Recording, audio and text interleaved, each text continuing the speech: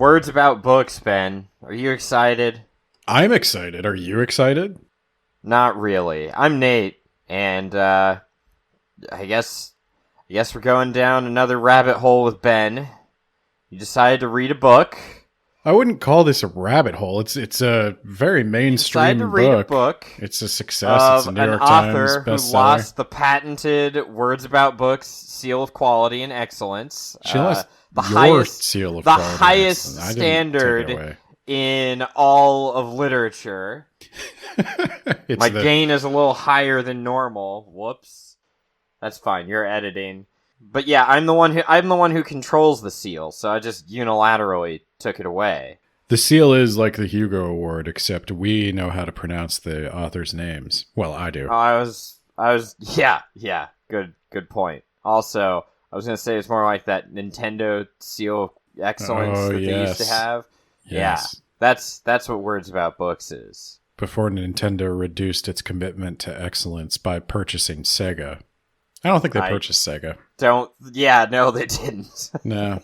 They just kind of became like the de facto thing for Sega. I don't care. Anyway, this isn't about Nintendo or your seal of approval. It could be about both of those things, but I guess instead... Yes, whenever the Babel video game comes out. Because we're talking about Babel. Oh yeah, I love the Legend of Gaia. You go to the Tower of Babel at the end, and you fight... Is this another video game? Dark. It is. It's a great video game. It's underrated, Ben. Here on Words About Books, we're talking about Babel by RF Kuang. Now, before we talk about Babel by RF Kuang, you need to know the Words About Books history with RF Kuang. As you may have gathered from this, what we'll laughingly call intro. Good, great, horribly disappointing. That's what it is. RF Kuang is a relatively new author. She broke my heart, Ben. She had previously achieved success in the field of grimdark fantasy with her Poppy War series that was inspired by, I want to say, like 15th century Chinese society. And World War II. Yeah, with the political plot line from World War II. There was a bit of dissonance between those two things that was noticeable to the reader, especially the moral of the story is maybe colonialism is okay if you manage to destroy your country so bad that your people can't even eat food. What a great tale. So the thing you have to know to get this episode, I have to make the listener aware. For the listener who doesn't listen to literally every episode of Words About Books, which you should, we did 9 hours on the Poppy War series, probably more actually than Definitely 9 hours, because we re-recorded the entire Poppy War episodes. Yeah, we did. I forgot all about that. Yeah, we did. That was one of the first books that started the podcast. We really did not know what we were doing. We redid those. Here's the deal. There were 3 Poppy War books. The Poppy War, the Dragon Republic, and the Burning God. The bad one. And the bad one. Now, both like the Poppy War. Good book, solid kickoff to a fantasy series. Both put in the Hall of Awesome. Yes. And the Dragon Republic outshone even the Poppy War. That was a rare 5-star. Also in the Hall of Awesome. Yes. It's great. The Burning God, the conclusion to the series, had contentious results. So, if anyone remembers years ago in the Olympics, I think he was a French guy. He, you do the thing with the poles that are the horizontal bars, and he did all the flippy-doos, and then he landed in such a way that his bone exploded out of his body, and his leg was a mangled mess. This is the event back in 2012 in which he was injured and caused him to have to withdraw from the 2012 Olympic Games. Oh, just like that. And that was, okay. Goodness sake. Please, everybody turn away. That is the metaphor for this series. Now, it did not stick the landing. I somewhat agree. I think, what did you give it? 1 star, one out of 5 or 2 out of 5? I think. Okay.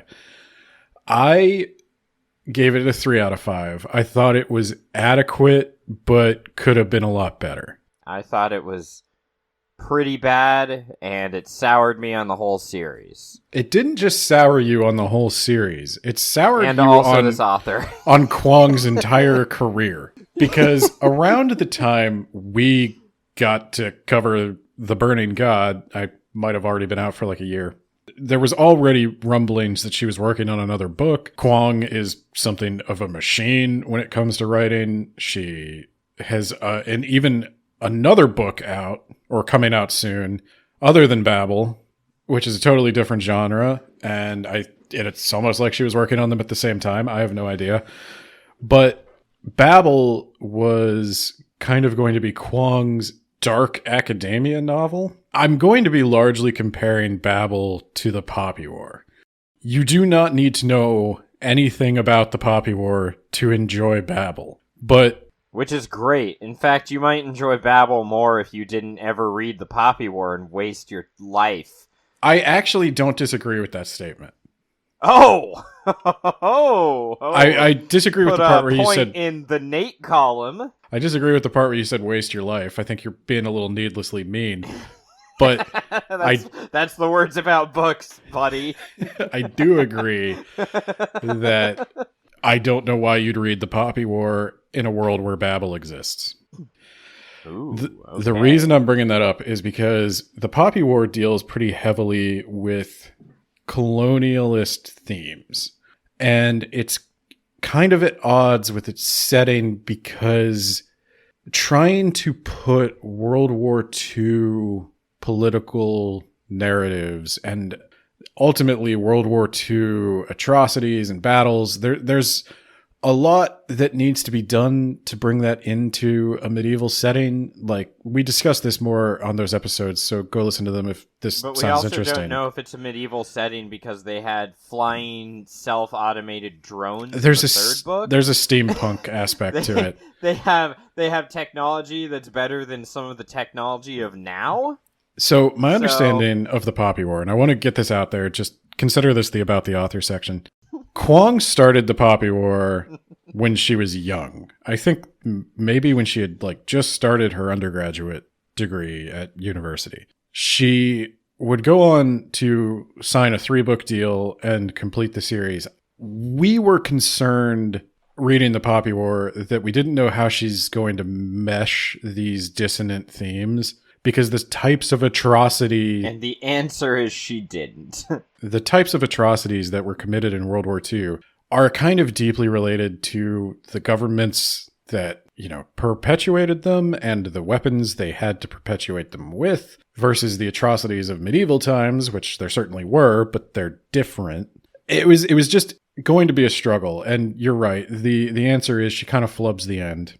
In our opinion, there are plenty of people that say it's one of the best fantasy series that has come out in the last, 10 years. And it may well be. There's a lot of garbage that has come out in the last 10 years. But my point with all this is at the end of World War II, China wound up in a weird place politically. Like, the Japanese were trying to colonize it.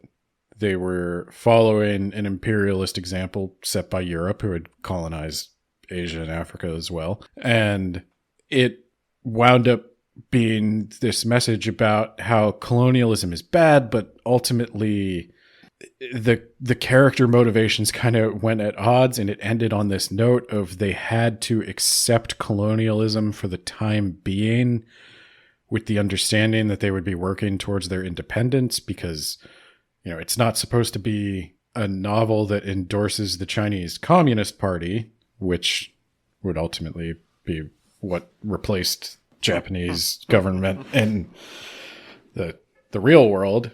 And that's its own can of worms. That's kind of what she was sort of getting into, but I think she lost the thread. You can tell I'm losing the thread as I try to explain how these things relate. Babel. Go listen to Burned by the Burning God. If you're interested in exploring that, go listen to those episodes. We do get into it. Yeah, we learned that the top military academy is garbage. It's just the worst. We learned, the top military academy was garbage because it turns out that these people are not very good at war. So that was the thing. You're fighting a war with guns when there's battle blimps out there. She probably They're fighting a war with bows and arrows and stabs, and there are battle blimps out there. It's even worse than that. Anyway, with Babel. So, all right, Babel is a story of, I'm guessing, some sort of medieval fantasy world that has to fight robots, like Gundam robots. Like you go at it with spears and stuff. You're describing Iron Widow, kind of. Iron Widow sounded like... Iron Widow was fun. Good, yeah. Babel is good. Babel is one of... I might go so far as to say, like, friendship with Dune over Babel is new best friend. Oh my god. Frank Herbert's gonna have a word with you, and then several other words. And by the end of that talk, you will be dead from malnutrition because you forgot to eat because you just never stopped talking. Babel is described as a lot of things, and none of them quite do it justice. One of the challenges I have with describing Kuang's books and the box they're kind of placed in is, I'm going to go back to that whole thing we've talked about in the past of there is genre fiction and then there is all real fiction. And like real fiction can win awards and become part of literary canons and be accepted by academia, and genre fiction is trash for the masses to consume. And Kuang's stuff kind of gets lumped in with genre fiction, when in fact Babel, I think you don't need to be a fan of fantasy to enjoy Babel, and I think it might actually be a hindrance if you're really, really looking for the fantasy aspect, because she is not super interested in the fantasy aspect. Oh my god. I'm also going to say at this point, it's going to be slightly different than the average Words About Books episode. Oh my god. I'm changing the format on you again. I'm trying to convince Nate and you to read this. So I am not going to tell you how it ends. Rin dies. I'm going to leave you with a cliffhanger, and you guys are going to have to go read this on your own. You're not getting a nice, neat summary from Ben this time. I want you all to go read a book. I don't know if I can do that. That's kind of a big ask. I've been told by many of our audience members that's a big ask. You could Google it, but I don't want you to. I'm going to give you what I think you need to know to make an accurate judgment about whether or not Babel is for you. And I'm going to say that generally, but also specifically to Nate. First thing I'm going to tell you, Babel tackles many of the same themes as the Poppy War. Particularly the theme of... God, kill me. That, you know, when they ask you how you are, you just have to say that you're fine when you're not really fine, but you just can't get into it because they would never understand. Oh, Jesus. So the end of the book is where we just accept English overlordship for like hundreds of years to come. It's just like Dracula all over again. Dracula? Didn't Dracula end with America becoming a superpower? At least the way we told it.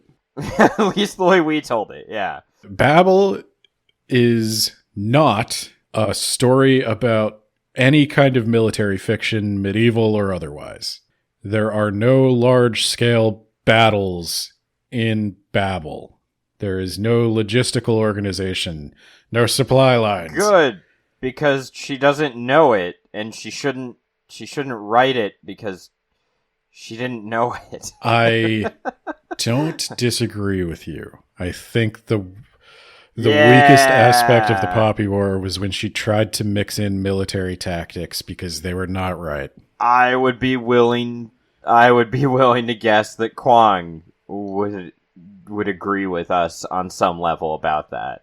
Yeah, I think so. I've seen her talk in interviews about the way she writes battles, and it doesn't seem like she's writing from a place of like intuitive knowledge. She reads and researches, but not to the extent probably required to do the tale justice.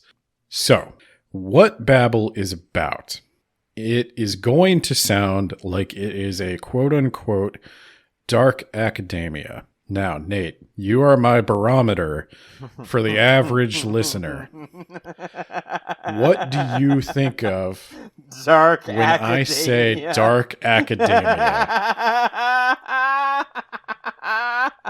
Boku no Dark Academia. Oh God! So this is what the Republicans have been warning us about, Ben.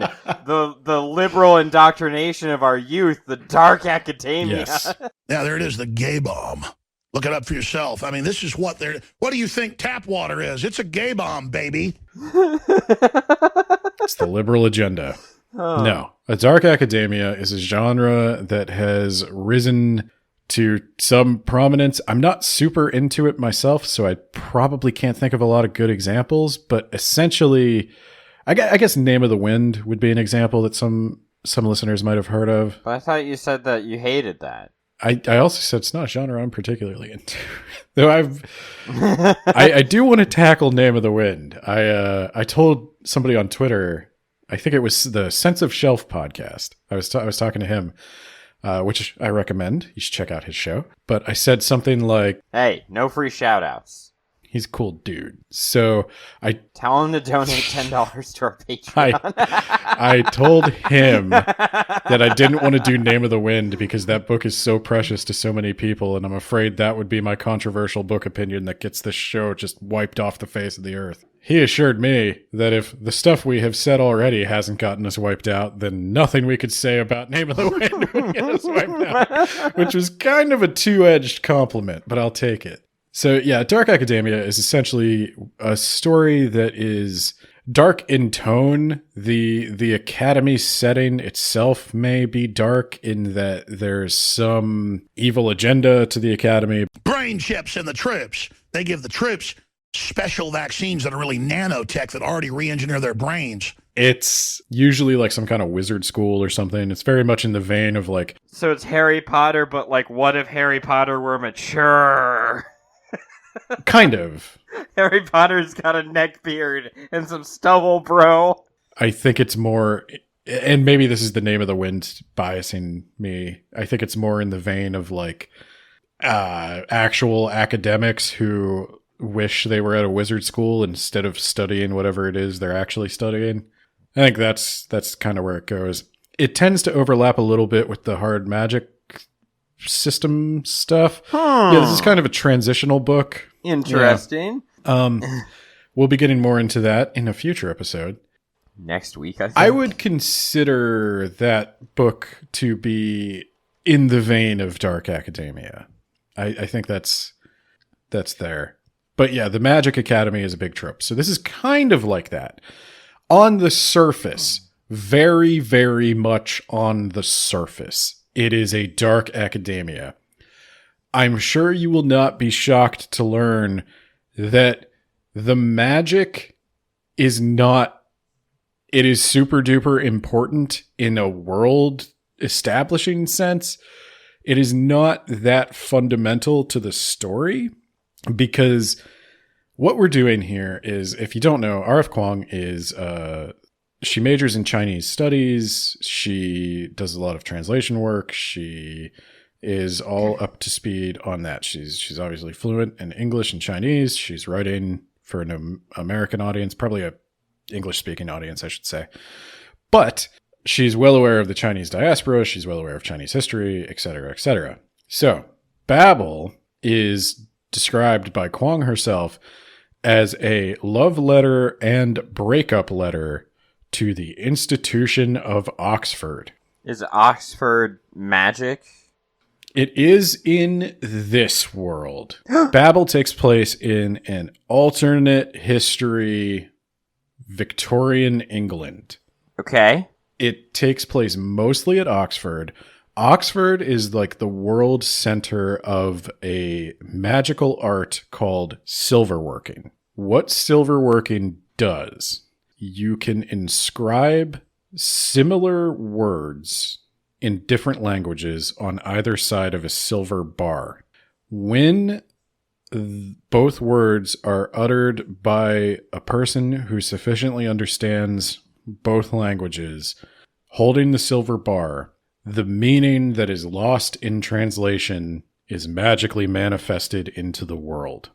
Give an example, Ben. I can think of one example. I can't remember what the word is in Chinese, but one of the bars has something like, it's a word in Chinese that means something like violent explosion. And maybe they translate that into... And then the English word is Taco Bell. Ba-da-ba-ba-da-da. And then they translate it into English as like bang. And so all of the...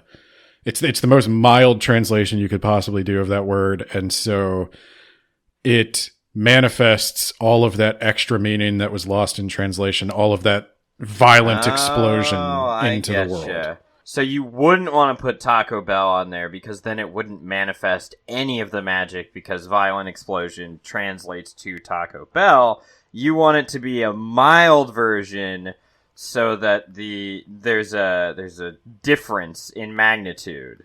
Yes. Does it run the other way? Like, can the Chinese word be really, really... There's no... So here's the thing, though. Obviously, Oxford, the English institution, is not so much interested in it going the other way. They always want everything to be matched to English, but there's no need for it to be English. It could be Chinese and French. It could be... Oh, so you only have to say one of the words. You have to say both, but... Oh, okay. But you have to understand them. Oh, well, why even make the other side Chinese at all? Just make it English and French. Just make it easy. Aha! There is... Okay, you're getting into some good questions. These things are explained. Here's the catch. It's a balancing act. And this is not a hard magic system. So there are going to be some places where you can be like, well, how exactly does it work? It's magic. It's not science. There is no how exactly it works. But to ballpark it a little bit, the words have to be in use, like the language has to be real to the person speaking it. So made-up languages haven't really worked so far. So far. Theoretically, if a person actually lived their life and used that language and thought in that language and dreamed in that language, then it would have that magical meaning and that person could use it. But because that language is not actively spoken, there's going to be like one person in the world who can use that bar, and that's not very valuable to them. They want like repeatable results. Right. There's another problem of... Just like Oxford. There's another problem of languages becoming more similar over time. So they did start out with silverworking using European languages, English and French, English and German. They call these the classics, the classical languages. There's a lot of like Latin English stuff. We find out that one of the reasons that Oxford continues to require Latin and Greek proficiency to apply to their school is partly just to keep those languages in use so that the match pairs they have made don't lose effect. Is Kuang secretly like a linguist and she's like, I want this profession to be magic? I don't think there's anything secret about it. I think she is definitely like dabbled in philology for sure. Okay. All right. This is why I say relationship. This is why I compare it to Dune. I am the only person in the world who's going to compare this to Dune because it is like violently anti-colonial and Dune is kind of like labeled Orientalist. But it has many long lectures on like etymology and words meaning certain things and how words came to be part of a language. Does it have any gigantic Naruto-style battles? No. So one of the problems they're having, though, is that the languages, once a language is no longer in sufficient use, once people aren't living in that language, the magic kind of stops working. So as languages become more similar, they're not being used in translation as much. The magical meaning that got lost in translation is no longer there to be manifested. So as Europe communicates more efficiently with other European countries, it's weakening the power of those bars that they have created. So Britain has been increasingly looking to her colonies to find new languages that they can use to craft these match pairs. And why did they settle on China? They haven't. There are many. Okay. Yeah, so the main character is from China, and he is bilingual in Chinese and English, but he is put in a class with another boy from India or from Pakistan, I believe, who specializes in like Urdu and Arabic and a few other languages. And hey, Urdu is a language. Did you not know that? No, but I said it was a language and then I second-guessed myself. I was right all along, Ben. You were right. God damn right. Also in his class is a girl from Haiti who speaks fluent French and Haitian Creole, and there's a lot of... Wait, why would they want people from other languages and cultures to come to them instead of just teaching those languages to their perfect white English purebred stallioned English men? You're asking Ben. The right questions. Oh my god. Good. Because if I know anything about English culture from Dracula, it's that English are like the best, but also Americans, maybe they'll catch up someday. Well, American slavery is also mentioned quite a bit in this book. The English, this is an interesting thing that I think any student of history will come across is, the English ended slavery before we did, technically. Yeah. The East India Company still engaged in quite a bit, and the British sold plenty of materials and other services to the American slave trade, but ostensibly they ended slavery sooner than we did. They really break their arms patting themselves on the back about their moral superiority for that one in this book and often in political discourse. Yes, and also so did, I think, the king, or I guess he's still the prince. Yeah. One of the things that this book really does get into is specifically the English and very specifically the Oxford attitude towards its colonialist roots, towards the role it plays in some of these atrocities that are committed around the world. It really deals with how academics like to think of themselves as being isolated from those problems, but in many ways they are the source of the intellectual legitimacy that those institutions are propped up on.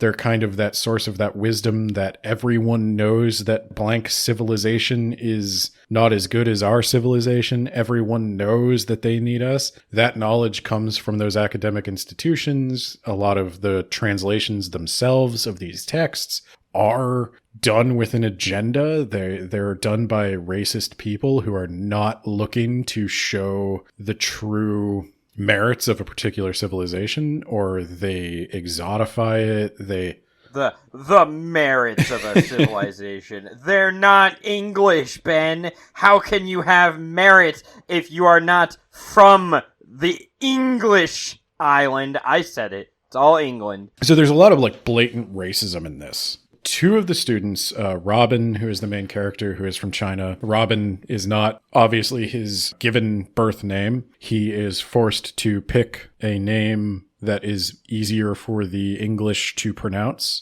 so that he can function in their society. I appreciate that. Thank you, Robin. I would have been really hard if I had to say other names and different letters and stuff.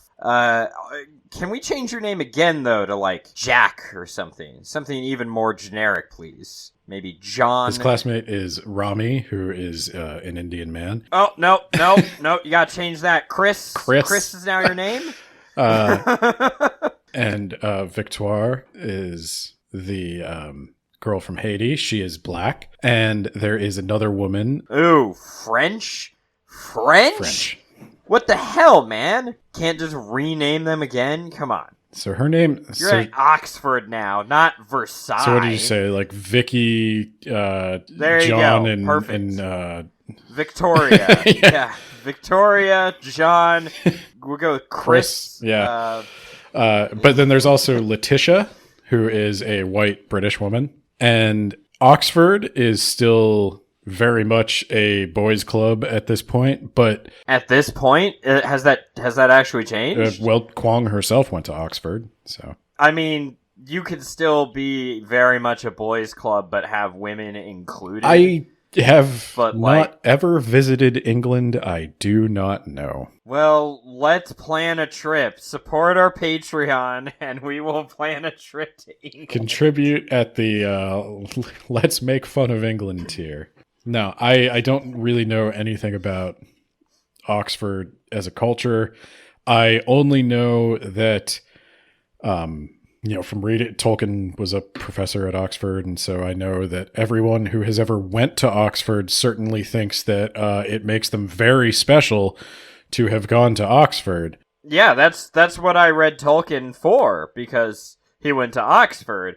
His ideas and his story writing, I mean, let's face it, not top tier. But because he went to Oxford, yeah, it's worth reading. I mean, that's a problem with that's how it works. All major academic institutions. Like, how will you ever know if somebody went to Harvard? Well, they'll fucking tell you.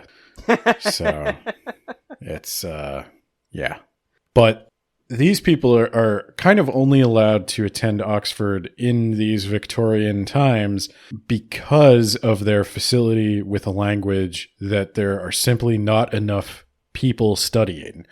I'm sure the people at Oxford would like to replace them with an all-white, all-male translation department, but there just simply aren't that many British people that speak Chinese and also come from an academic background. There is, in fact, well, just one. Teach them. They're British. They're capable of learning everything. There is, in fact, one professor. The problem is there's not even any books. This guy is currently trying to build the Chinese Grammatica basically on his own. He's got one assistant who is an Indian guy who speaks Chinese. And so this guy's solution to that problem is kind of eugenics. He decides... Perfect. That's how you know there's some quality thinking going on He here. decides he's going to go to China and he is going to father a child. He is going to have that child raised in China, so he'll speak Chinese. And he's going to place... I thought you were going to say he was going to send that child back to England. Eventually. Be like, whoa, hold on. That is not how language works. All right, but okay, I'm following you so far. He has that child grow up in China, learning the language as a native tongue. And then he also places a British nanny in the household to instruct that child on English so that the child will grow up bilingual. And perfect. This is something he does twice. And one of those children is our main character. He wrote off having sex with his mistress as a business expense, is what you're telling me. I don't think this man gets any sexual gratification from the experience. I think this is like... Because it's not an English woman? She wasn't wearing several corsets that he had to remove most of, but not all of? He doesn't seem to have much interest in English women either. Oh my god. He has a family in England that... He has a love for books. And unless he's going to have sex with a book, it's just a task that he has to do in order to keep up appearances in society. He definitely is more interested in the results of the copulation than the copulation itself. He does not seem to... And this is an RF Kuang book. All RF Kuang books are kind of weirdly asexual. Like, there's not a lot of romance, but... All right. Take off your clothes. We've got 10 minutes. I'm going to put on some light music. There's a chance he used a turkey baster. I was going to say that, actually. Yeah. All right. Here it is. You just go ahead and insert it. I'm going to eat a sandwich. I hope it was as good for you as it was for me. Goodbye. Lay back and think of the queen. I know I did. Well, she wasn't the queen yet. At the time, Robin was commissioned.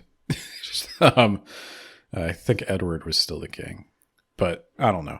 Anywho, this guy's an asshole. So when Robin's entire village gets wiped out by cholera, this guy comes back. This is why we need a good sewer system like they had in London, the apex of civilization. So understand that in this world, London does have an excellent sewer system that is powered by magic. They have so all of the British Isles are basically powered by magic. It's still kind of the technology of the time, but the boats move faster, the guns shoot better, the horse-drawn carriages move faster, the sewer systems are functioning top-notch because they got silver bars that can purify water. Awesome. So this sounds like a great world to live in. We need some pure water. It's a great world to live in if you're in the British Isles, because what the British are doing to maintain this... I'm willing to migrate. ...is, well, you may be willing to migrate, but they may not be willing to receive. I'm white enough, sir. I don't think you can be white enough for these people. I married someone who is neon white, sir. I have a sweater vest, sir. You do. And a Japanese grandmother. No one has to know about that, okay? no one has to know about that. Wait, what is America doing in this? Pretty much the same thing. Does it still exist? Pretty much the same thing we're doing. Okay. We did rebel. So how did we win the revolution? We also, the same way we did the first time, we were essentially British people with the resources of British people who decided, fuck other British people. We're not British anymore. Yeah, and nothing to do with the French. That was all us. We got that victory. Oh, I think the French helped in this one. All the rivalries are still there. The political climate is still more or less similar. They mentioned that silverworking was experimented with even in the Roman Empire. But the British were really able to crack it. America has language institutes. Germany has language institutes. Everybody is working on these silver match pairs. But because England has their strong naval empire in place, they are able to get most of the silver. So they have an advantage on the raw materials. Huh. You would think that Spain would be top notch on this. I mean, all that silver that essentially destroyed their empire via inflation. I mean, there's more to it than that. Look, in this world, maybe the silver mines aren't in Spain. I don't know. It's magic. I don't think it was from Spain. I hate you. I think it's from Spain's conquest. You know what? Maybe Britain just beat up Spain. I mean, how hard could it be, right? Haven't been a major power in hundreds of years, Spain. I'm going to tell you that Kuang does a good job of not straying too far from the path on this one. Good call. Because if I have to read someone getting shot by a firing squad of archers before they go to the Joseph Mengele World War II lab and then get hit with mustard gas. Yeah. So basically the main characters, we see everything through Robin's perspective. There's a few chapters that tell the backstories of the other characters, but for the most part, you're with Robin. He is the way you see the world. He is a heads down, nose to the grindstone academic. He was brought here to study languages, and damn it, he studies languages. So after cholera wiped out his village, what happened then? I kind of interrupted you, and then we went down a tangent. That never happens on Words About Books, if this is your first episode. The professor shows up with his magic silver bars. He cures Robin. Robin was also sick, but he had a silver bar that could cure him. And we also find out that does it use up the silver bar when you use it? Nope, he could have cured everyone. He just didn't care. Okay, that's what I thought. Okay. Yeah, he'd been in town for like a week. This actually becomes a thing later on. Robin notices this. You could literally end human suffering on this planet with magic, and you sure could. You just don't want to. You've decided not to do that. Well, I don't find that hard to believe. I do not either. I am not. That is not a criticism.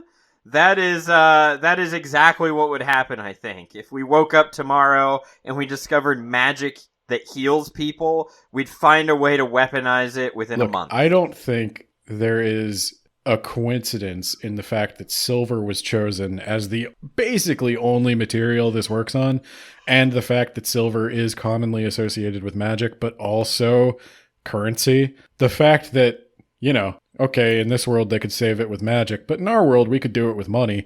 We choose not to. We do things like buy Twitter instead. Oh, I wonder if there's a magic that allows you to take over the old-timey newspaper printing press system.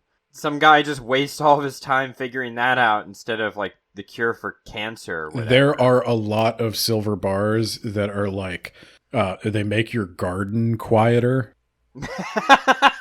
No, they that is so British. Yeah, no, they definitely have silver bars that do frivolous bullshit. I would like to be about 6 inches taller. Not too tall, but like just a little taller. I want to be 6 inches taller. I want to be a baller. If I had a girl that looked good, I would call her. If you need me to quote any other ancient songs, let me know. Wow. Okay. So he takes him back to England after that. Yep. After he's like, everyone you know and love is dead. Come with me. Oh yeah, no. He makes him sign a contract. He is like, he is like, here's the deal. Obvious. Here's what you're gonna do. You are gonna get into Oxford. You are going to come to Oxford. You are going to help me finish this Chinese Grammatica research. Also, in the background, this is a slight spoiler, but I'm going to give it to you just so you know that there are some stakes to this book. This guy has a slight beef with China. Wouldn't you know it? You're talking about cholera healer guy, the eugenics man. Okay. Yeah. The professor. The professor has a slight beef with China. China has been accruing an awful lot of British silver. In this world, they still use silver to trade. So the British want all sorts of Chinese goods, but the Chinese don't really want any British goods. Here comes the opium. Yep. And the Chinese accept payment only in silver. So the British are kind of hemorrhaging silver to the Chinese. The only thing the Chinese will buy from them is opium, and the emperor has banned the sale of opium. Well, it didn't go too well for him in the real world. You're gonna buy our drugs. So, wouldn't you know it, this book takes place right before the initiation of the original Poppy Wars. The original Opium Wars, yes. So, the plot of the book is trying to prevent that from happening. Trying to prevent Britain from going to war with China. I'm not going to tell you how it turns out. Why would the main character be able to stop that, and why would they care? He cares because he is from China, but also, at this point, a large chunk of the bars from the European languages are losing power. The languages are converging in Europe. The differences in translation are no longer significant enough to create the magic they need. They have continued to rely on colonies that are further from the heart of the empire, those languages, to sustain their hold on the empire. Many of the scholars working in the Babel Institute of Oxford are foreigners, and they are dealing with the incredibly racist British people who do not appreciate what is being done for them, think they are owed what is being done for them, and are going to wage war on their mother country. And these people are able to act in that the silver working industry is largely concentrated in a few places. Some of these bars are magically linked. There's a resonance that allows them to continue to be powered when not actively being used by a practitioner. So like you can hold a bar and say the phrases, but you can also like activate a bar and place it on something, and that will continue to work for a while.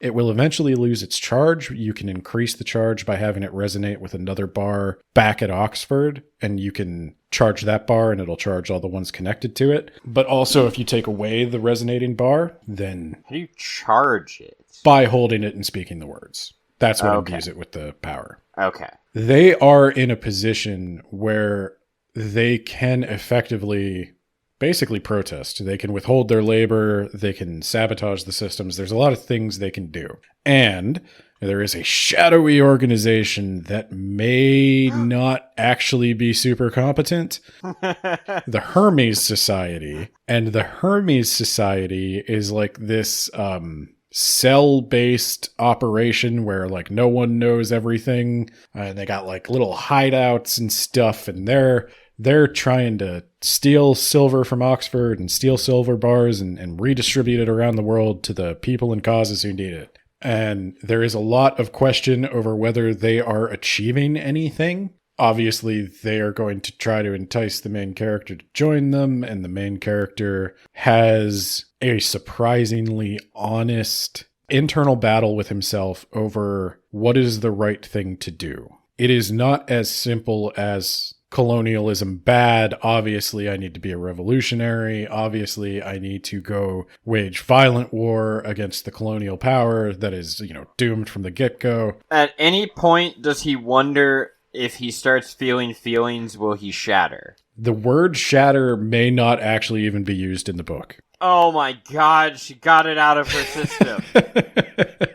She used it so many times, she literally couldn't use it anymore. No, he never describes himself as maybe shattering. But one of the things I like is the character's strengths and weaknesses are right off the bat. They're scholars. They enjoy being scholars. Rami is very witty and outgoing. That's how he has dealt with the racism, sort of by getting ahead of it, by being the life of the party, by rolling with the punch. Robin is shy and quiet. He deals with his situation by just sort of keeping his head down, sticking to his work, not causing any trouble. The girls are in a tough spot as well. There's only so much they can do. They sometimes just actually have to, you talk about masking. They kind of have to literally mask. They have to pretend to be men half the places they go. As a good English woman should. Though Letitia is should all be men. She is a British woman at Big, Oxford. strong jaws. I am not letting you derail this. Oh, yes, you are. Though Letitia is an English woman at Oxford and thus has many prejudices against her. She's at a great disadvantage. Women don't have the right to vote yet. She is still accepted in society. She is allocated a role that none of the others are allowed to play, and she has a very difficult time understanding why they have such a hard time just accepting that they made it and they've got a good thing going here. Why are you guys trying to screw it up? You're gonna go screw it up to save China, a country you haven't been to in the last 20 years, that you don't know anyone in. And China itself was pretty fucked up, even without foreign influence at that time. The scholars, they do kind of struggle with, there is an idealism, but is the idealism naive? Do they know what they're doing? What responsibility do they have to act? Should Robin risk his life to save all these people on the other side of the world he doesn't know? Can he save them even if he does? And I think it's a question that I think Kuang herself has obviously wrestled with as she's going to these institutions that have, like, the fact of the matter is, I think Kuang wants to study Chinese history and language and culture, and some of the best universities in the world to do that are not in China. And that sort of tells you what you need to know. Are there universities in China? Yes, there's. I assume that there are. Obviously, but I've never heard of any. What? Yeah, I think China's actually. I don't know the quality of it necessarily, but I think China is producing more research than America at this point. And there's certainly a university system in China. Yeah, but like good ones. I'm sure there are good universities in China, but is there a university that you go to in China and you talk about the way you talk about Harvard, where you just tell everyone about it, even though they don't want to actually know, and you're like, God, can you just go away? And they're like, well, I would go away, but I'm fucking Harvard. I don't know, there might be, but I don't care. That is not the measure of success I would allocate to a university, is how douchey are your students. So yeah, obviously Kuang went to Oxford to do Chinese studies. Why was Oxford such a good place to go to do Chinese studies? Because the British stole a lot of shit from China. And to this very day, they have not given much back. Let's be fair, they stole a lot of shit from everywhere. They did. And that's kind of the point. They've just got museums full of all of your relics and artifacts. And that's kind of the point. Is I think one of the biggest themes of this book is the role academia plays in politics. Academics like to think of themselves as being isolated from politics, but they are not. And they do have some responsibilities.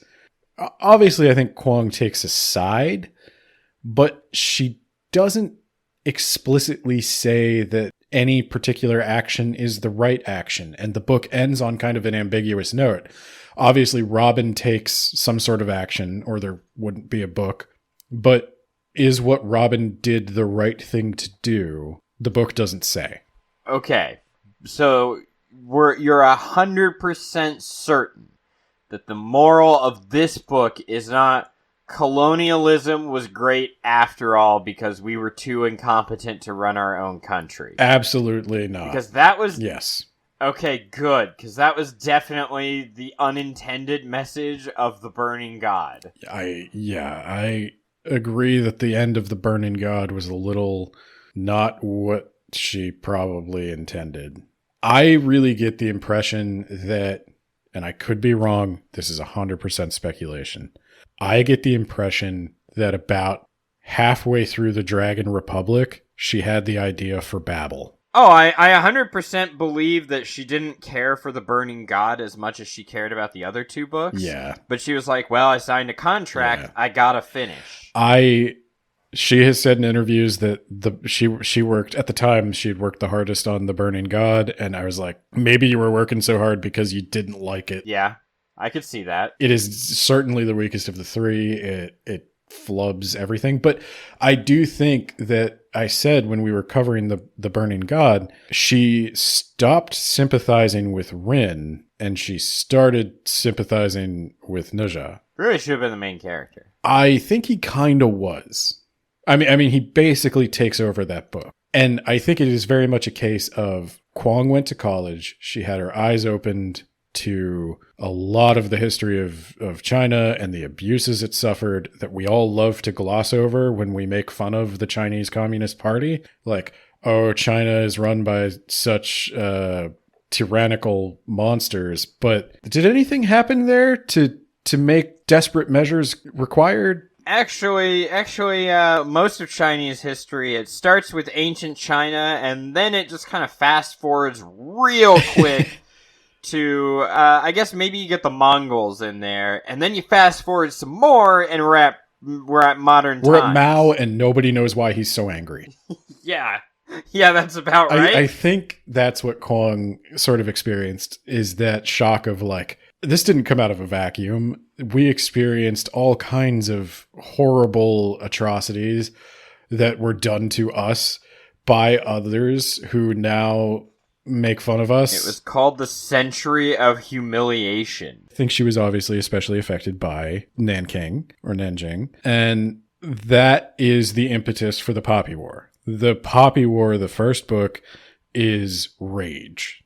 Pure rage at what had been done to China. And I think that was cathartic for a lot of people. I think that's part of the strength of that book is it gives vent to that anger that you're not often allowed to express in avenues other than fiction, because there are, real consequences to real people if you just start saying hate speech. But somewhere along the line, I think Kuang started to lose the rage. She started to get a more nuanced understanding of everything that was going on. Not that there is a lot of nuance to like the Nanking thing. That's just objectively wrong.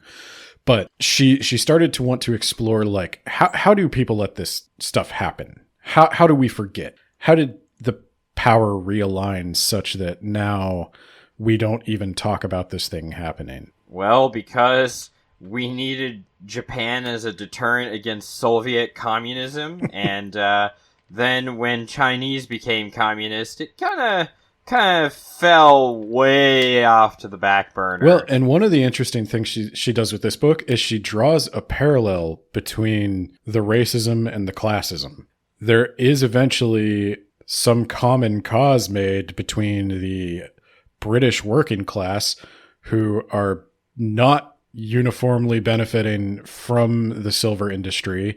They're actually being worked near to death and then replaced by silver-powered machines, while they are then asked to go fight in wars to invade another country. And familiar. What I don't know where this strange sense of deja vu is coming from.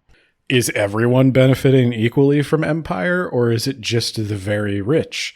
I don't think the average British citizen even marked the passing of the empire. They were still working the same 14-hour day in the same factory, losing their fingers and toes. But the real problem is government regulation.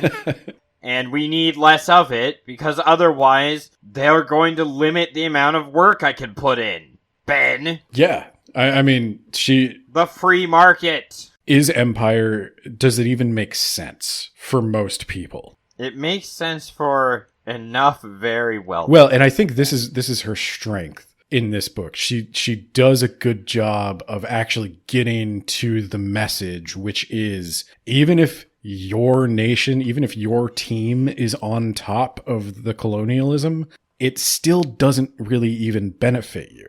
Like, not only is this an evil idea, it's a stupid idea. Unless you're very, very wealthy and you're in control of it. Only a literal handful of elites benefit from this kind of human misery. And that is a case that I would say that's something Dune tries to deal with among the 1,000,001 things the first book tries to deal with and fails. And Babel is equally boring at times, I'm sad to say. That is one of the main complaints people have with the book, and that is a complaint you will have with the book, is that sometimes the etymology... You're really selling me on it. I wouldn't lie to you. I'm not going to have you read it just to hate it. I would warn you going in. There are detailed discussions of etymologies. There's a lot of academic bloat. There's footnotes out the wazoo, and... Oh my god, does it create a magical labyrinth of words? No. No. It is not, it is not, oh god, what was that book even called? House of Leaves, Ben! Thank you. How do you not remember? It's coming back to me now. You said House of Leaves, and I was like, yeah. It was a 4-parter, Ben! Mark Danielewski. Yeah, it was a 4-parter. We did the lost second part. I forgot. I was like, I thought we said never again to 4-parters. Oh, footnotes, right? So the footnotes are kind of just like Kuang's running commentary. It's almost like Kuang talking directly to you. Sometimes I thought the footnotes were supposed to be like Robin's notes later on, like he wrote down this story later on, but that doesn't really seem to be the case. I think it's just literally Kuang talking to you, the reader. And I saw a lot of people complain about that. My advice to you would be, if you don't like that, don't read the footnotes. They're footnotes. You don't have to. I think they're just little like tidbits. Like normally she'll write something in there like, I didn't make this part up. Like, this actually happened. Here's a book where you can read more about it. And she does it kind of in character, where it fits the writing and tone of the story, but sometimes she'll do it about characters. She'll say like, and Robin would actually come to regret that later. But I am told it is in the style of the Jonathan Strange and Mr. Norrell books. I haven't read those. Huh? They're famous. I've heard of them. I haven't read them.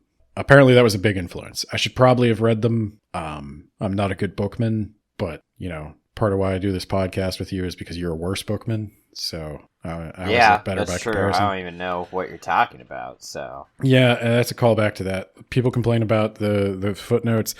They complain about the boring lectures. I love the boring lectures. That's one of my favorite parts of the books. I loved every moment of the boring lectures. It made me want to go out and learn more about languages. It was my favorite part of God Emperor of Dune, and it is my favorite part of Babel. And I am aware I am the only person in the world comparing Babel and Dune. I don't think Dune readers would necessarily like Babel, but I would point out that a lot of people don't get Dune. But I just started liking Dune. Does that mean I'm going to dislike Babel? When you get to God Emperor, I'll let you know.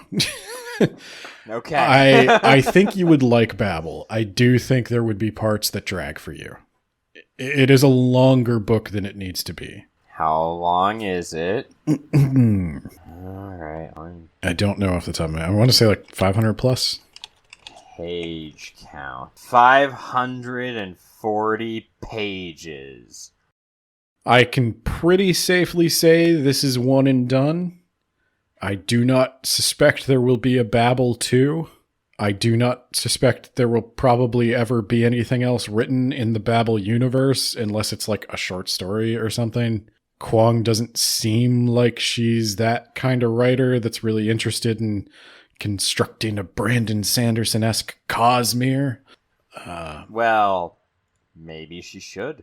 Actually, that brings me to another important question. But wait, no, never mind. This isn't hard magic, so I don't need to ask if a sister or a daughter figure is going to suddenly be 18 out of nowhere at the very end and try and hook up with her father figure. Never mind. Okay, in the spirit of Kuang, this is another question people have. Kuang is not big on romance. I don't know if fans... Very obviously the case. I don't know if fans of hers, know that about her, that she doesn't like to write romance, but... There are hints of potential romances, but they never come to fruition. You will suspect that some characters like each other, but it's not going to happen. That's it. I'll pop that bubble for you. Not a happy book. It's not here to make you feel good. You're not going to feel good. Is it a non-stop downer? It is not a non-stop downer. It is not gratuitous. The elements of tragedy in the book are well earned. That was one of my complaints about the Poppy War, was I felt like at the beginning in the Poppy War and the Dragon Republic, she used shocking imagery to get your attention and make a point. And then in the Burning God, it just kind of started to feel gratuitous, like we're just invoking the Long March imagery because the Long March was a sad thing that happened. And even then, Rin's Long March is 10 times worse than the actual Long March. It's just always the most brutal possible version of anything that could have ever happened. Babel is not that. Babel is toned way down. The scope of the story is smaller, which I think is a strength, actually. They are trying to stop this, the Opium War from kicking off, but it's more of a political kind of struggle, the sort of thing that high-profile scholars might be involved in the real world. It has a very Kuang ending. I don't I don't know how else to say that. Oh, that's not good. Her ending was awful. Well, not in that way. In the end, it does not end on an up note. It is not going to give you anything to hope for necessarily. I wouldn't say that, actually. I think it does. This does end on a somewhat hopeful note, but you do not get the satisfaction that you necessarily would like to have. However, considering the theme of the book and how obviously you're supposed to apply it to the real world, I think it makes sense that it is unresolved, because this is unresolved in the real world. What are you talking about? The British Empire ended. And colonialism was over. The Opium War had a conclusion. Exactly. Much like when Britain ended slavery, the whole thing was done, right? Exactly. Never a dollar was made on human trafficking again in the British Empire. Or most of the world, yeah. Or most of the world, that's right. And it doesn't, and the same in the U.S. We ended that, and then it. Yeah. I see nothing wrong with anything that we just talked about. No, I like Babel. I want you to read it. And if you do read it, I want to do another episode to discuss your thoughts on it. We can skip the summary. We could just do, whatever summary we need to do to fill in the blanks to cover maybe the end bit. Yeah, so Robin, which it's not interesting. It's just 2 letters off from Rin. Huh. I don't know if she was thinking that hard about it. So Robin, we'll find out that she's gonna unleash the atomic silver bomb on the UK. Viewers, patrons, scholars, bookmen, let us know if you want Nate to read Babel. Let us know if I have sold you on it. And you, also, audience, I know a bunch of you listen to these podcasts and you don't read the books. You want me to tell you what happened in the books so that you can go out into the world and pretend that you read books. But you know what? This one, not going to give you that. The only way to find it out is to look it up on Wikipedia or read the book. I'm not going to tell you the answer unless you wait until maybe Nate reads it and then we go over it. But that's going to be a while. And with that, it is time to give our shout outs. The free one, of course, was to Sense of Shelf. Don't give him a second shout out. I'm giving him a second shout out. $20. No, I'm giving him a second shout out. Patreon. Sense of Shelf, you get this is a Words About Books gift card. Just for talking to me on Twitter. $30 no, now. Just for talking to me on Twitter. So there you go. Anyway, our other yacht plan level patrons are Brad, aka Isekai Sensei Sama of That Time I Got Reincarnated in the Same World as an Anime Podcaster podcast, and James of If You Want the Gravy, a everything review blog. Most recently, I've enjoyed his soda reviews. If for any other reason, though, you would like to contact us, you could do that on Twitter at WABpod. Maybe you'll earn a free shout out. I'm just giving these things away. You can check us out on blog.wordsaboutbooks.ninja. You can also find us on Instagram at Words About Books Podcast. And if you want to support the show, we've got a Patreon. Do you want to... Patreon. We got to... I think... Do I want to do what? They're patrons, and then the thing is Patreon. Patreon.com/WABpod. $2 gets you a monthly poll where you can vote on all kinds of stuff for us to read. Most of the time, it's ways to torture one another, but sometimes it's really good stuff. Like we're going to be reading Agatha Christie for January because of our Patreons. Patreonies. Patreonies. That's what we should call them. I love that. That is what they are from now on. So if you want to support the show and also help us pick what we read, $2 on Patreon. We also have a bunch of bonus junk, including, soon, Nate's Erotica for $5. I don't know why that would sell you on a $5 sub, but you know what? Should we plug the Armada episode? Do it, but yeah. And we've got an Armada episode. That's right. We're going back to Ernest Cline, a bonus episode exclusively for the Patreonies. Exclusively for Patreonies. That's going up the month of December. It's everything you could ever hope for and more. Especially if you listen to all 6 of the Ready Player One saga. This is the capstone. You got to give us that $5, support the show. We'd really appreciate it. What else, Ben? Anything else? I don't think there's anything else I want to plug. All right. Bye.